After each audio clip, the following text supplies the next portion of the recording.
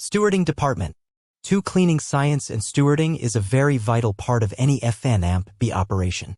It involves being familiar with all machines, equipment, and materials used in cleaning, being familiar with all utensils used for serving and preparing food, ability to properly use washing machines and utensils, knowing how to set up and use a cleaning station in back area, knowing about stewarding department in a hotel, understanding the hygienic standards of cleaning before, during, and after food operations, and personal hygiene.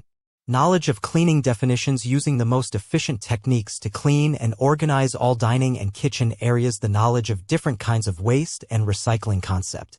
3. Stewarding. Stewarding, it is a process which takes place in kitchens and service areas. Stewarding is not only about cleaning and washing dishes, but it is a system which expands from the moment of deciding which glassware, chinaware, and utensils are to be purchased to the process of storing, handling, and making inventory on regular basis.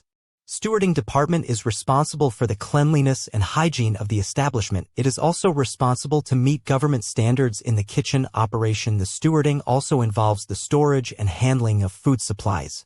For the hierarchy: executive steward, shift steward, steward, stove cleaner, garbage collector. 5. Stewarding department. Executive steward, responsible for the overall activities of stewarding. Usually involved in planning and budgeting for materials needed for F&B department. Executive steward, responsible for the overall activities of stewarding. Usually involved in planning and budgeting for materials needed for F&B department. Executive steward works directly and takes orders from executive chef and F&B manager. 6. Shift steward, responsible for supervising everyday activities and ensuring a smooth running of operations. Shift steward, responsible for supervision